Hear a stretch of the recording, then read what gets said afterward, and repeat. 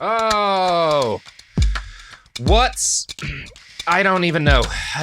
It's like 3 days High on before the sugar, election. I had a milkshake. Yeah. You look so happy when you were drinking it, though. Tired. Oh, yeah, no, it's great. Tired of everything. Yeah. My everyone. I know, I'm wearing a hoodie. Huzzah. I'm wearing a hoodie, you guys. Mm-hmm. So Oh, tired. man. Good stuff. So, how's everyone doing? How were y'all feeling? The aforementioned high on sugar. Yeah. Mm-hmm. I'm Yeah, Great.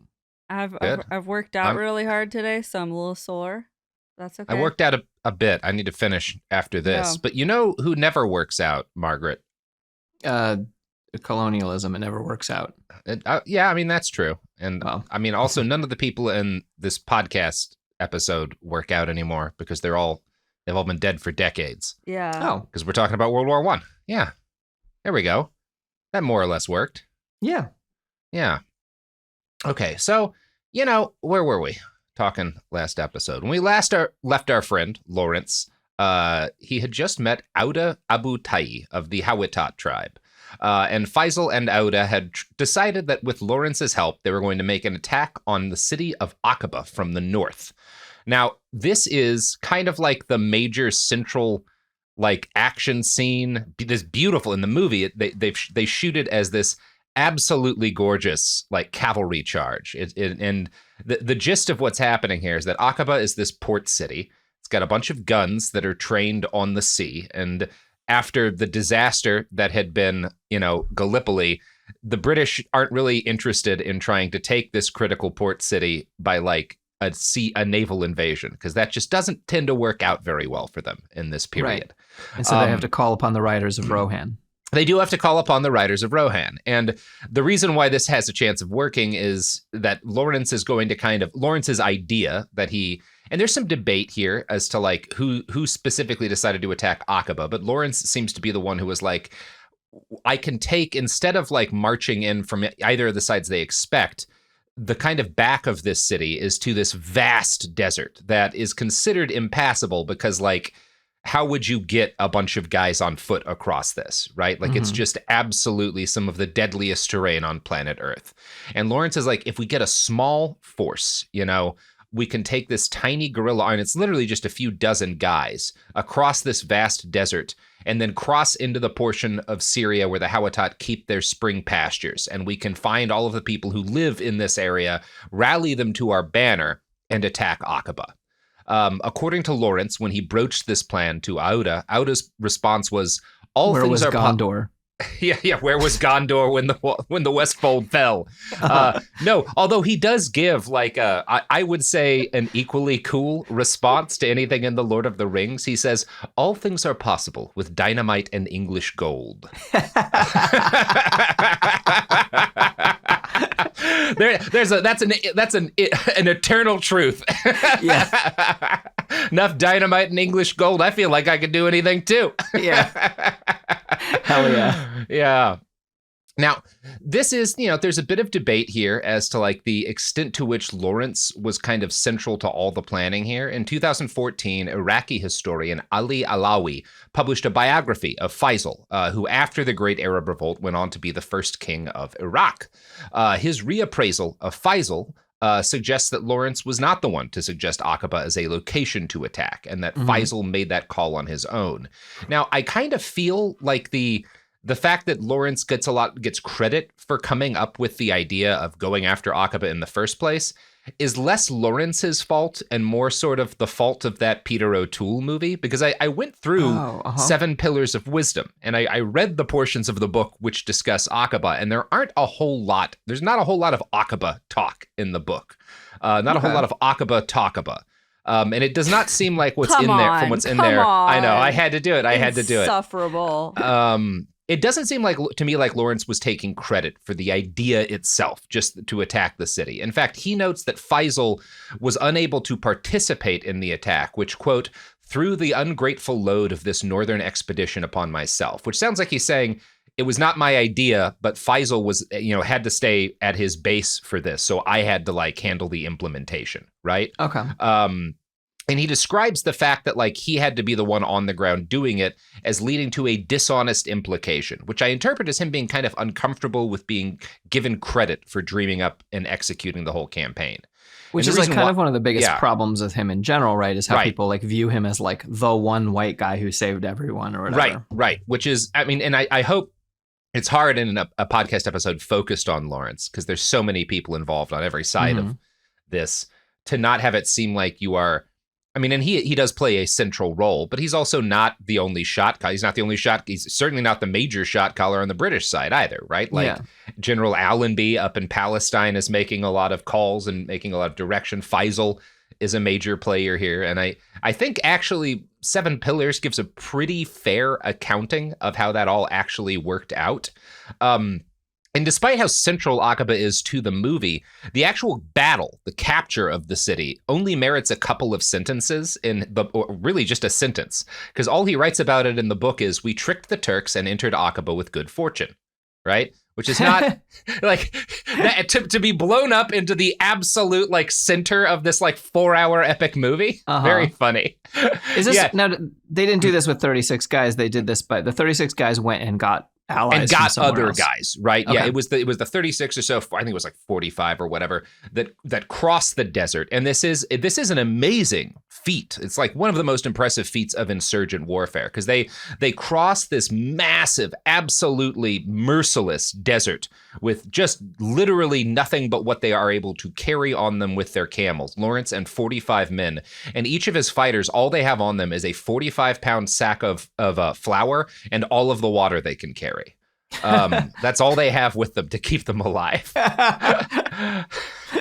Prepper heroes. Just a huge sack of flour. Yeah. Well, it won't go bad, not in the time that you're out there. And I guess that's all you got, flour and water to keep you moving. I mean, sometimes raw calories will do, she said, high on sugar. Yeah. No, it's completely changed my prepping loadout. All I keep in my truck is 90 pounds of flour and a bunch of water. Yeah, and the camel trailer was a good touch. Yeah, I do have a camel.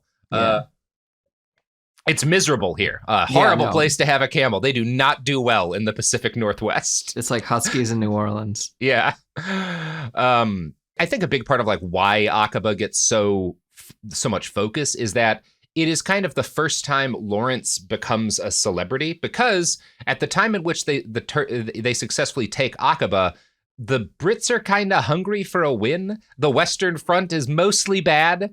Like, even the good news is really bad news. Gallipoli was this catastrophe. And so the fact that, like, they're going to take this strategically important city from the Turks quite easily is a big deal. So after 2 hideous months, it takes them 2 months to cross the desert. Like, that's how long they're living off of this sack of flour. It's a big desert. Okay, It's a huge desert. Yeah, this is an incredible feat. Yeah.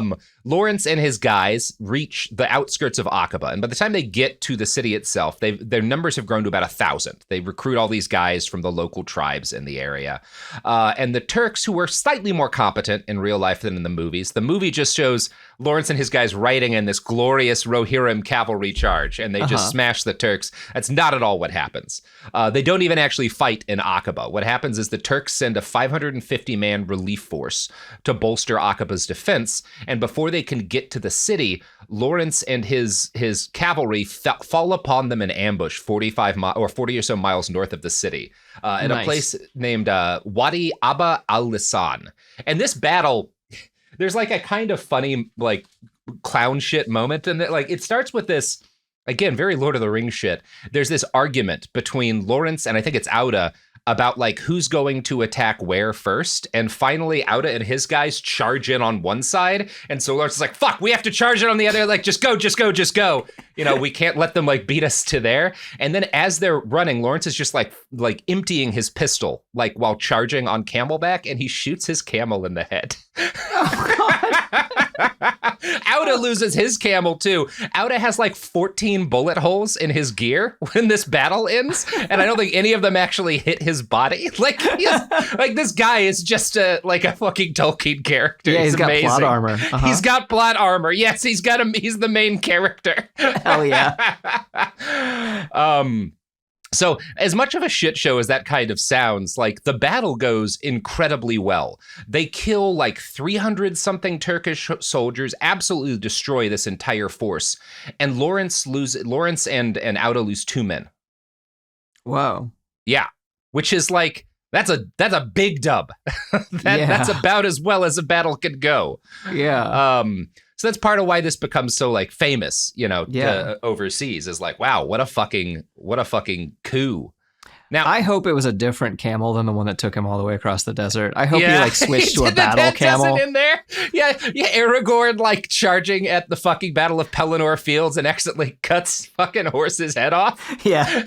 Totally. Gandalf blasts a lightning bolt into Shadowfax. Yeah. The king of horses just tumbling as they hit the orc lines. Uh-huh.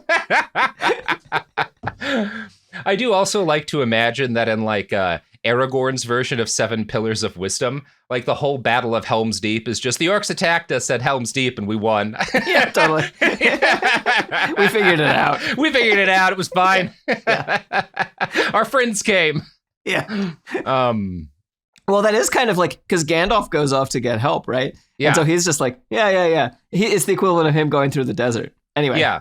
Yeah. Now, a big part of why Lawrence had been so motivated to take Aqaba, because like there was debate, should the French help us out with this? Are the British going to attempt some sort of like landing? Lawrence doesn't want any Europeans in the city because at this point, there's a lot of debate. We don't really know when he became aware of the Sykes-Picot Agreement, which we're going to talk about and explain here. But that's basically the British-French agreement that like split up the Middle East under their spheres of influence, right? We don't know when Lawrence knew about it, but the actual answer is probably that doesn't really matter because he was aware of the debate around what became Sykes-Picot, right? From pretty much the beginning. So maybe he didn't know until late November, 1917 when it got leaked out that like this specific agreement had been signed, but he knew that his leaders and the French were talking about carving up the Arab world, and he didn't want that to happen, right? He was okay with the idea of the British having a sphere of influence in the Arab world. He didn't want the French because again, the French, the genocide and stuff, he was not happy with them. And he in general, like, he feels like there's this guilt that he's got kind of this whole time with the idea that like, I am fighting for Arab independence and I'm pretty sure my side is going to betray these people, right? Yeah. That we're not going to live up to our promises. So a big part of why he wants to take Aqaba and he wants the Arabs to take Aqaba is the more cities that they are in military control of when this thing ends, the better their odds of keeping those cities under their control, right? Like if the British or the French occupy Aqaba, there's no getting them out, like they're not going to leave, right? They're going to set up shop. So you have to do some terrorism in order to get the British or the French to leave. Yeah. Whereas, if the Arabs are running Aqaba, like they're running Mecca, and then the French are like, okay, well, we're going to come in there. It's a lot easier to be like, well, no, like we already have this set up. We're good. Yeah. What a mind fuck for Lawrence. Cause it sounds, I mean, like, at least this version of him that's being presented, which makes sense to me. Yeah. He wants what's best, but he's like working within a flawed system, and he knows that not just a flawed system, but an evil system. Yes. And he's like, oh, this is going to go badly. Yes. But still being like, well, it's better than letting the Turks. What else am I going to do? Complicated. He is in a very complicated situation. And there's a lot to say about, he is kind of lying to all of these Arab guys that he claims to love and consider brothers, right? He is not telling them the full truth, but he is also lying and actively kind of betraying England, like in a way, because he's actively trying to he's not telling his superior officers. He doesn't tell them that he's planning to even attack Aqaba this way, right? Like they don't find out until the city gets taken because he doesn't want them to make a move that would put them in the city, right? So he's the situation he's in, he's kind of fucking over everyone to some extent. Yeah. But I think he is overall trying to secure what he sees as a good outcome for the Arabs, right? Yeah. Again, doing the paternalistic thing, if he's not going to tell them necessarily, he does. There's some evidence that he eventually does that he does come out about some of this to like Faisal. But it's all very murky, right? Like, again, this is skullduggery and spycraft. I mean, I want the 16-year-old to have been secretly planning the whole thing. Right.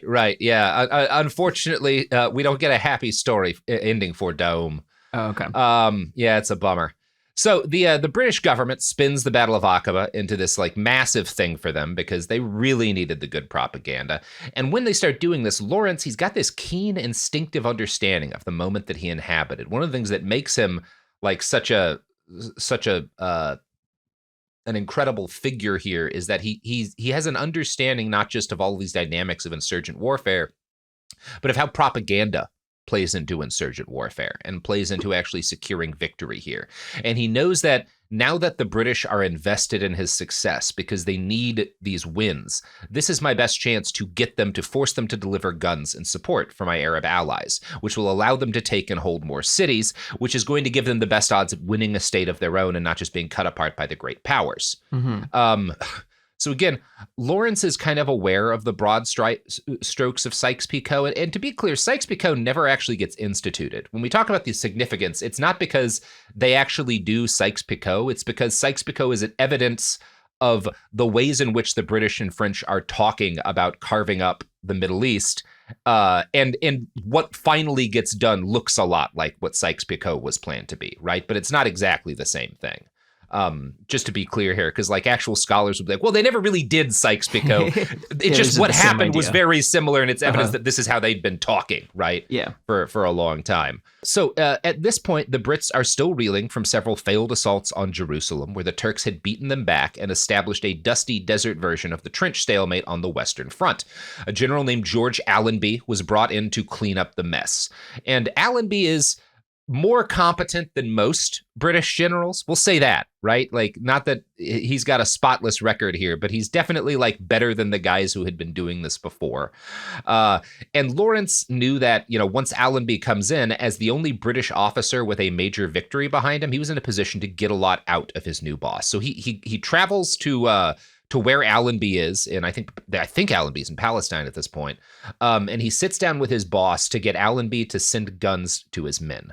Lawrence's motivation here, according to Scott Anderson, was to sell Allenby the World War I general equivalent of heroin, which is a promise that he can break a stalemated front, right? Lawrence is like, I can stop the Turks from getting relief forces from Medina up to, I think, Jerusalem, and like I can also like basically ensure that you have as good a chance to break this stalemate as possible by carrying out my own offensive that pulls Turkish strength away, right? Just give me the guns. Just give me the guns. And here's how Anderson describes it. Lawrence vastly exaggerated both the strength and capability of those rebels already under arms to paint an enticing picture of a military juggernaut, the British advancing up the Palestine coast as the Arabs took the fight to the Syrian interior. Now that's succinct and overall accurate, but Lawrence's own account of his meeting with Allenby and Seven Pillars is much more colorful. So I'm going to read that here because I just really like the guy's writing. It was a comic interview, for Allenby was physically large and confident, and morally so great that the comprehension of our littleness came slow to him. He sat in his chair, looking at me, not straight, as his custom was, but sideways, puzzled. He was newly from France, where for years he had been a tooth of the great machine grinding the enemy. He was full of Western ideas of gunpowder and weight, the worst training for our war. But as a cavalryman, was already half persuaded to throw up the new school in this different world of Asia, and accompany Donne and Chetwode along the worn road of maneuver and movement. Yet he was hardly prepared for anything so odd as myself, a little barefooted, silk-skirted man offering to hobble the enemy by his preaching if given stores and arms and a fund of 200,000 sovereigns to convince and control his converts. Allenby could not make out how much was genuine performer and how much charlatan. The problem was working behind his eyes, and I left him unhelped to solve it. Whoa. I left him unhelped to solve it. I fucking love the way he writes. He's like, yeah, I was lying some, and it's up to him to figure it out, but I'm not telling. He knew I was, but he didn't know how much. Yeah. Not my job to figure that out for him. All right. Anyway, you know what I'm not gonna leave you unhelped to do, listener, is purchase the products and services that support this podcast. I'm going to spend my money on gambling. Yeah, that's where Lawrence would spend all of those sovereigns, That really smart money is always on gambling. Yeah. Gamble out with your hamble out. I don't know. Whatever. Fuck it. We're back, and we're talking T.E. Lawrence. So Lawrence is, too canny to More believe like everything. T.E. Lawrence. T.E. Lawrence, that's right. T.E. because he's sneaky. Yeah. So his own ambitions are a lot more modest than what he's trying to sell Allenby on, right? He doesn't really believe, he knows the reality of the strength of his forces. And he wants all these guns to build a more disciplined insurgent movement that will be kind of the core of this Arab state, right? And part of what he's kind of less focused on these big offensives that Allenby wants, because he understands that the tactics, these Western Front tactics, had led were not the way to win in the desert.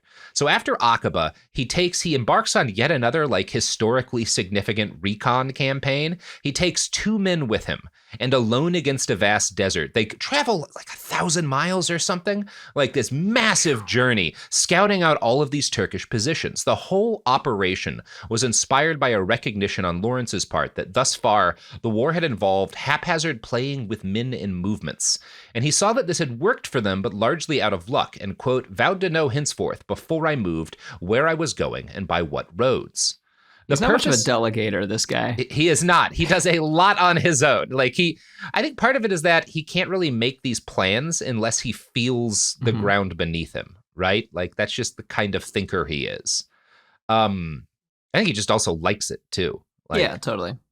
The purpose of this recon campaign was to help Lawrence figure out how to build what he called a ladder of tribes across Syria, eventually leading from Aqaba to Damascus.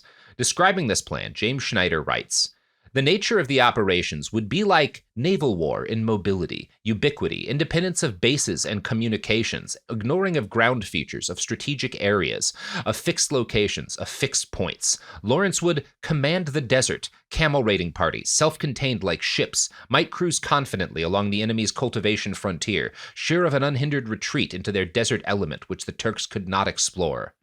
That's so interesting to me that he's thinking about this like a naval war. Each of these small insurgent squads is like a ship, right? Independent, alone on the sea, you know? Yeah. It's so fluid, and you have to think the mind it takes to keep track of this as well as he does. Yeah.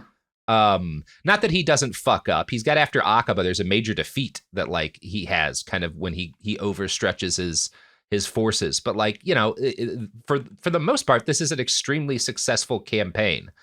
So during the ride into Aqaba, he had worked out exactly how far a unit of camel riders could operate with a 45-pound bag of flour and a pint of water. They could operate alone for 6 weeks, right? That's assuming that I guess they're good at getting water somehow. Yes. They know where there are places to get water. Yeah. And so these forces... They use a life straw. Yeah, a life straw. These tiny units of camel riders, just powered by flour and water, have an operational range of 2,000 miles without resupply, right? That's how far they can go. And rules. Yeah, it's fucking cool. And when you look at that range and you compare it to what an Ottoman company of infantry on foot can handle, which is a couple of miles past the railway, you see what a nightmare he's created for the Ottomans with these little raiding parties. Because they can be anywhere in this vast ocean. Absolutely. Yeah. Yeah, it's like you are trying to fight a naval war with infantry treading in the water, right? Yeah. That's what the Turks are trying to do. I'm going to quote from Schneider again. Because of long-standing feuds and jealousies, it became virtually impossible to integrate or amalgamate the various tribes, nor could one antithetic tribe operate in the territory of another. To overcome this organizational constraint, Lawrence operated in the greatest dispersion possible, which contributed greatly to his agility, fluidity, and mobility. Maximum disorganization created maximum articulation. As with a box of Legos, Lawrence could create any organization and function as unique as the new task at hand, for each mission was unlike any other and had to be considered afresh. The Lego-like articulation meant that the enemy response could never develop a classic order of battle, for there was no order, only disorder. His system was unsystematic. That's cool. One of the things that I'm really obsessed with strategically is how chaotic forces can integrate into traditional war, and and how, I think we see this in activism all the time, is people try to get all of these groups to be like, oh, if only they were all under one command. And you're like, you're not playing to your strengths at that point. Yeah. Having diverse movements is stronger if you do it right. Yeah, because kind of the difficulty and the trouble with, the kind of activists we know is Mhm. you need both. You need this maximum articulation, right? Yeah. As Schneider describes it, but you also do need a vision, a central vision. Totally. Like, because you have this ultimate disorganization, this incredibly flat hierarchy compared to the other militaries of the day, but you also have Lawrence at the center of this spider web, pulling in each direction, right? Like making the actual like pulls, which is very tough. There's not a lot of Lawrences out there. No.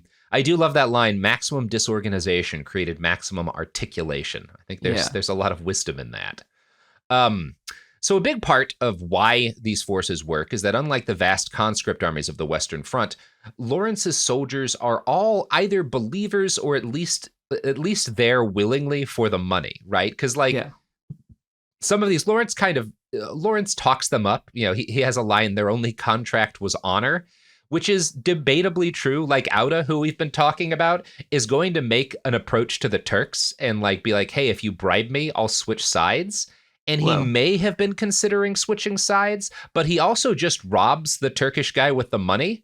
But it's unclear because of when everyone else finds out what he's done. It's unclear, was his plan from the beginning just to rob the Ottomans? Or did he decide, well, I guess I'll just rob this guy once he got caught because he didn't want to get like, murdered or whatever, right? Like, was he actually trying to turn traitor, or was his plan from the beginning, hey, I bet these guys are dumb enough to send a bunch of money my way, and then I just have to kill the guy bringing it. I don't give a fuck. I am a sand pirate, Yeah, totally. Totally. The honor among thieves question is always a fun one. Yeah, And Auda is not the kind of guy who gives a shit about your conceptions of honor. Yeah. He has his own code for sure. Yeah. But I don't think anyone else really fully understands it.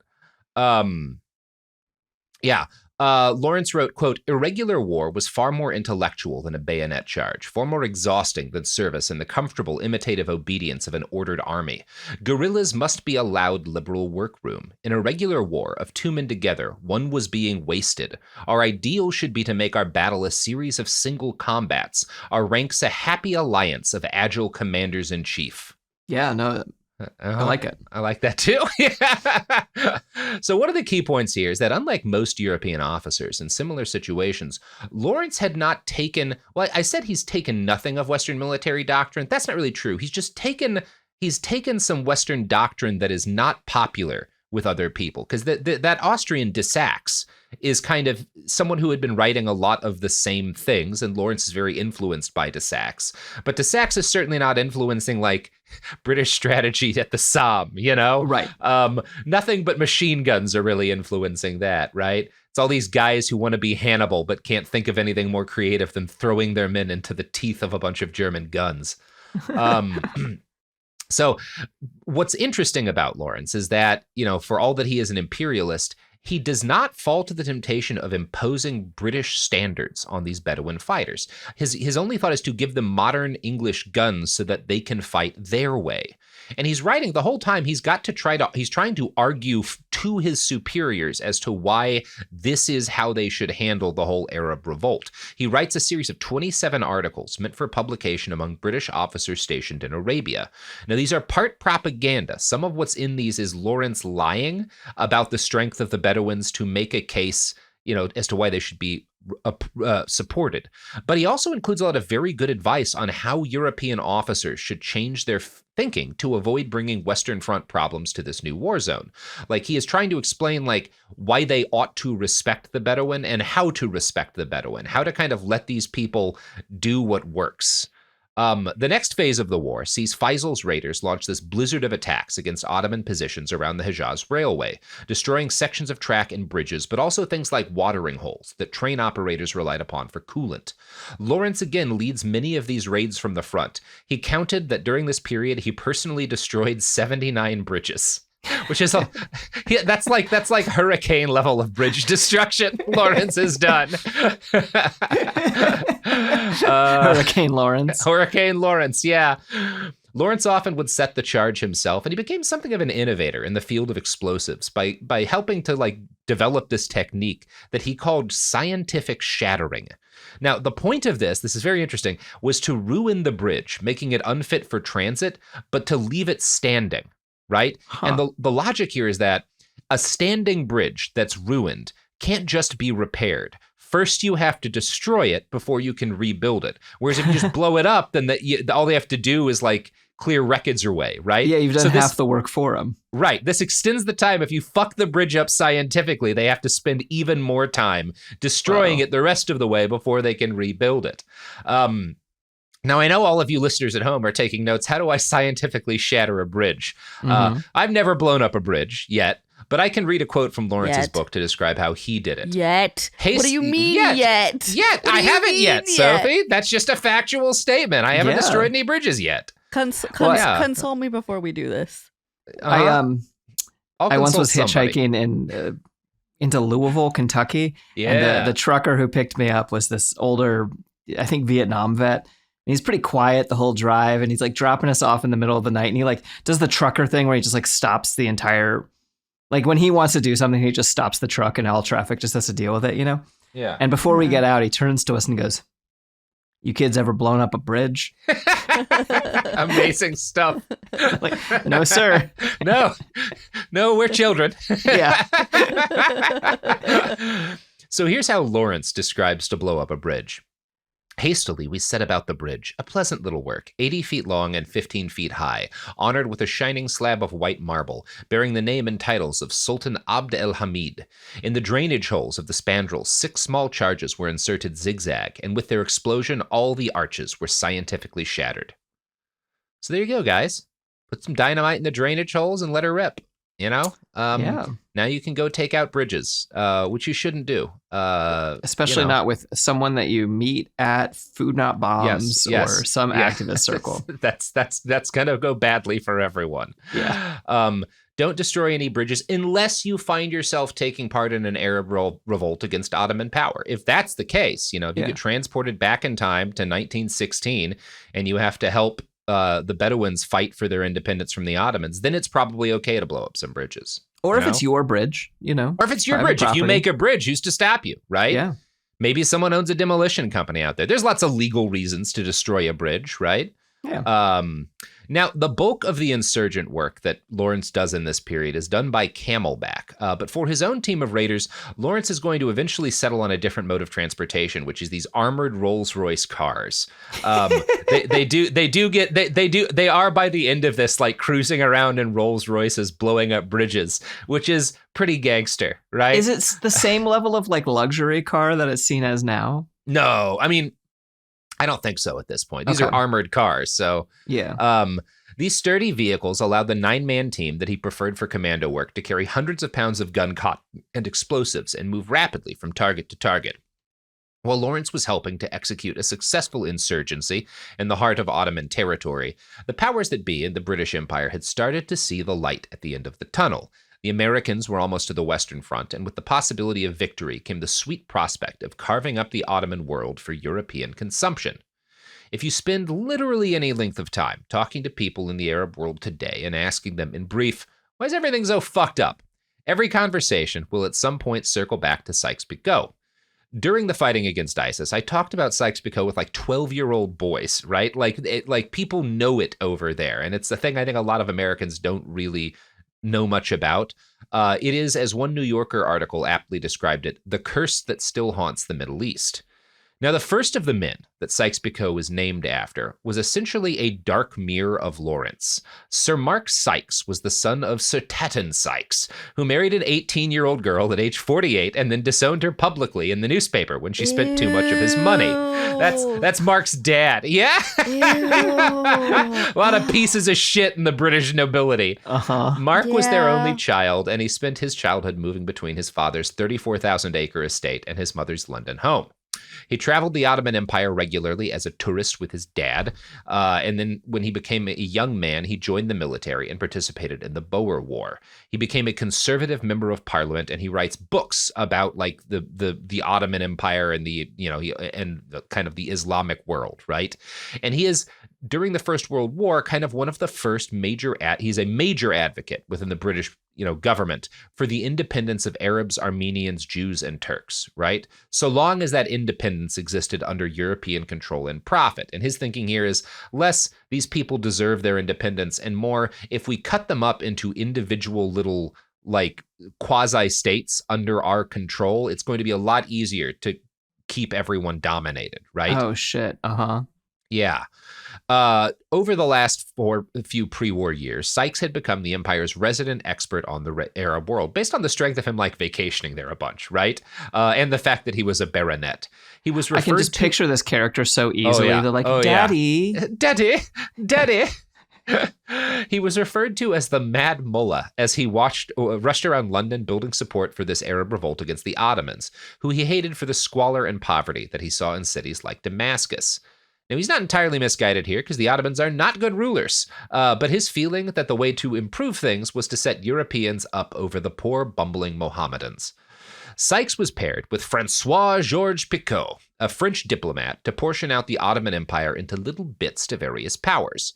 As the war worked towards a close, there were a lot of hopeful claims.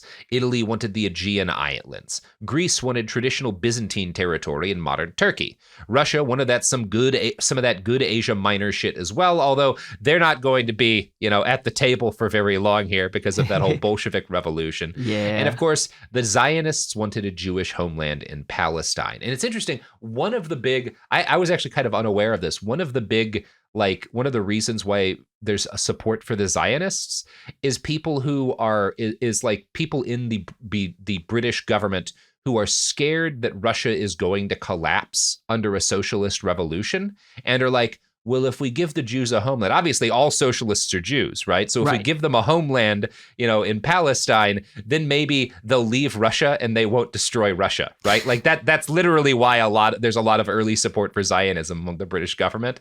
It's like this super concentrated racism. God, I love how Schrodinger's Jew, where you're either a capitalist or a communist or somehow both at once. Yes, yes, you control all the money and are a left-wing radical. Yes. Yeah. So this was, to put mildly, if you are people like Sykes and Picot, or any of the people, in the British government above Lawrence's level who are trying to figure out what the post-war is going to look like for this region, there's a lot to keep in mind, right? There's a lot of competing claims. There's a lot of different, national groups that are kind of agitating for independence too. Are they just going to ignore it all and just carve it up willy-nilly? Yeah, that's more or less what Sykes is going to do because he's British, right? So he's only focused on... I've read about Korea. Yeah.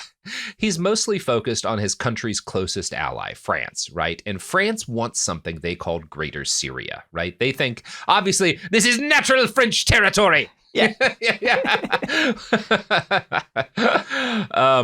In deference to the large number of young men that France had thrown into the wood chippers on the Western Front, they got most of what they wanted. The fact that they were doing a 50-50 genocide ratio in the Muslim majority areas that they had governed in the past should have been a warning that this is not going to go well. But no one anywhere has ever learned a lesson ever. That's the primary lesson of history is that no one learns lessons, and no one has learned any lessons from France fucking around in Algeria. Certainly. I haven't even learned this lesson. Mm-hmm. Now, it would have been obvious at the time that the planning going into Sykes-Picot would lead to catastrophe. The Ottoman Empire had been collapsing for some time. In 1830, France had taken Algeria and immediately done a genocide to put down the rebels there. They had gained control of Tunisia in 1881, and they actually waited until 1958 before they did a genocide in Tunisia. So really, it's kind of impressive. They've got, they got more responsible. That's nice of the France. French have patience, The French, they have patience. They waited almost a whole century before they did a genocide in Tunisia. Yeah. Now, under the final agreement between France and England, a large region of the Ottoman heartland directly above Syria would be under direct French control, while a triangle that included Aleppo, Damascus, and Mosul would be kind of independent but under heavy French influence, whereas the British would have an area of influence that was this large chunk of the desert on the peninsula south of the French Mandate, and they would hold direct control over much of modern Iraq, stretching to the Arabian Gulf. Sykes would go on to solidify his role as one of the most harmful dudes to ever cause harm by also pushing the Balfour Declaration to the British cabinet in November of 1917. He's like one of the forces behind the Balfour Declaration. And this is the early Zionists. Yes. Yeah. Although the actual declaration itself spends more time talking about like Jewish populations in European countries, right? Because a lot of, in the chaos in Russia, a lot of like Jewish people had fled Russia and like wound up in England, wound up in other European, like that is actually more of what the declaration is, but kind of the outcome of the declaration is this is the first time that there's official British government support behind the Zionist desire for a homeland in Palestine. Now, the actual text of the declaration, like of the agreement being made, is like, of course, no one will be displaced. None of the current like inhabitants of Palestine will be displaced as a result of this. Yeah. Through magic. Through magic. In true imperial fashion, Sykes's primary justification for supporting the Balfour Declaration was his own rampant anti-Semitism. He believed that if great Jewry was against us, the Allies had no hope for final victory, right? Because again, these guys are both communists and they control all the money, right? Yeah, and they're also both incredibly strong they're weak, sniveling, effeminate people who will absolutely destroy us if they get the chance. Right. It's the common like proto-fascist bullshit. Yeah, which we're dealing with right now in America about the left.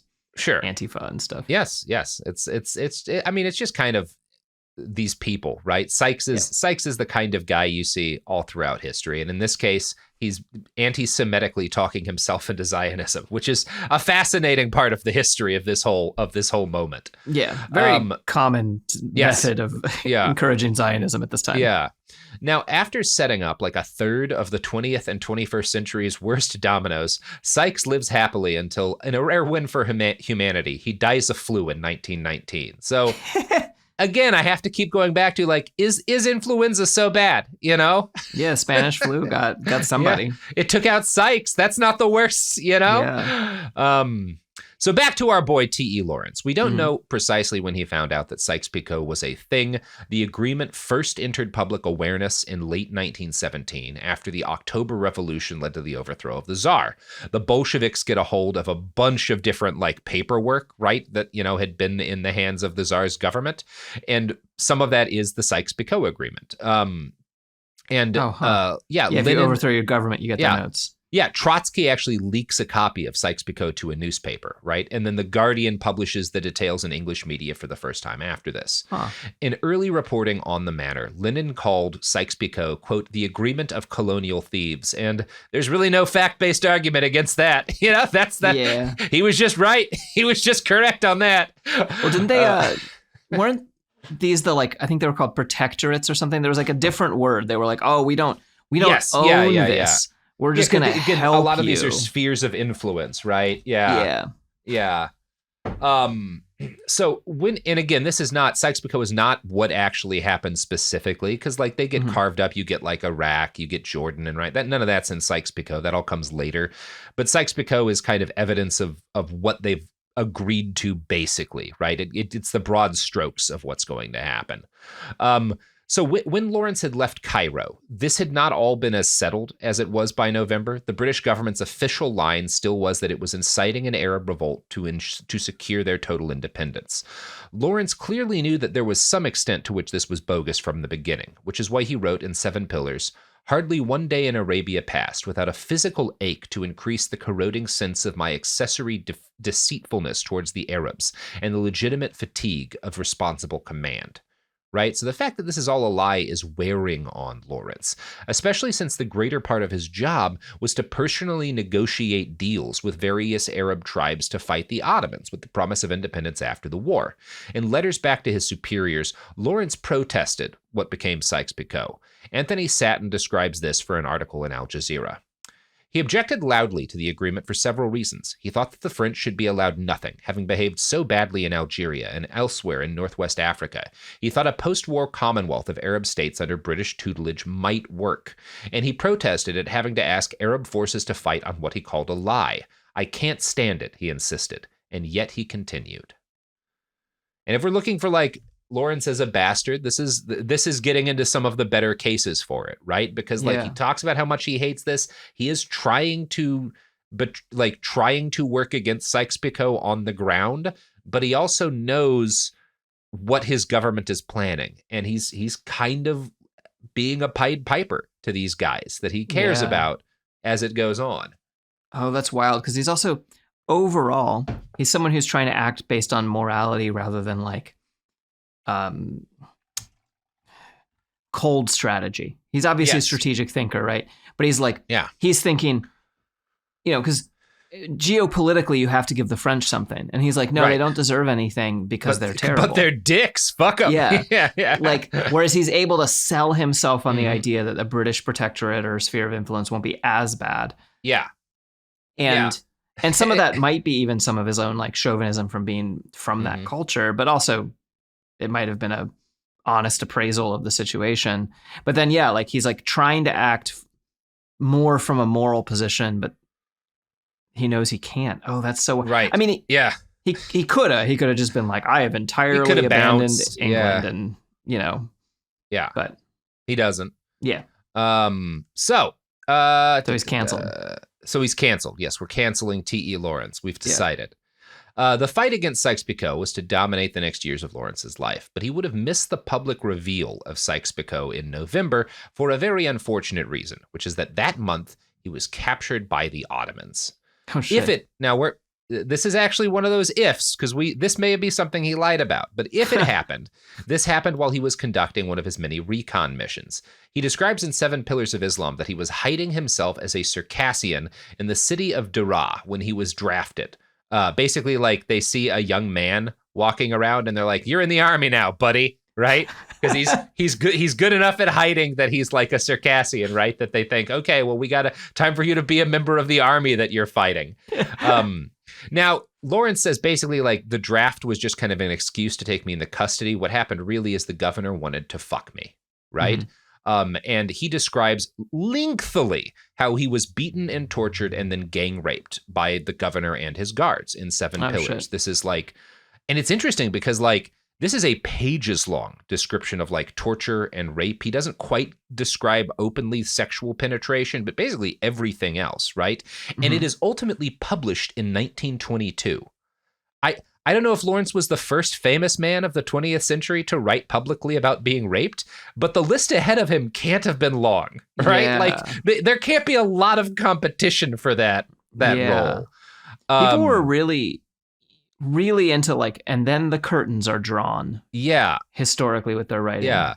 And he does that a bit, right? Like he's not as open about, like he doesn't describe it in but he's like, this is like, it's a very detailed description of like the torture and stuff, to the point that the people who think this is faked is kind of like Lawrence is sort of like writing his own sexy fan fiction. Oh, because he's a masochist. Maybe, right?